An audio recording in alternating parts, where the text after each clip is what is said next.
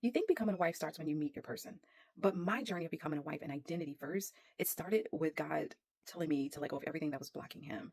And it happened in this dream I had. It was such a vivid dream. I was standing in this large field, open field, but it wasn't empty. It was filled with these huge, huge tall walls, brick walls. And God showed me this. And he was like, these walls are representing basically how I'm dating and how I'm hanging out with these men, right? It was like this shield. And he was like, you're using them to keep you from feeling loneliness, but I can't do anything with it. God was like, there's nothing I can get in and nothing I can get out. And I'm telling you, this dream wrecked me in such an amazing way because it helped me realize that these brick tall walls weren't just men, right? It was the situationships I was in. It was my past hurts. It was that I hadn't let go. It was the habits that I justified so I wouldn't have to face rejection, right? And so I had to let it go. Becoming a wife before you're a wife and identity didn't start with love. It started with death, and death of placeholder men, death of these idea that I had to have a roster of men just to feel like I was chosen. Exactly why when my clients come to me, we don't start with dating men or trying to meet men or even online profiles. I actually ask them to stop their online profiles if they're online. I actually ask them to not even worry about meeting a man for the first few weeks of us working together because we have to kill off everything that's blocking them from dating their future husband first. Otherwise, they're just dating men to feel like they're making progress when really they're just going to be stuck in delay.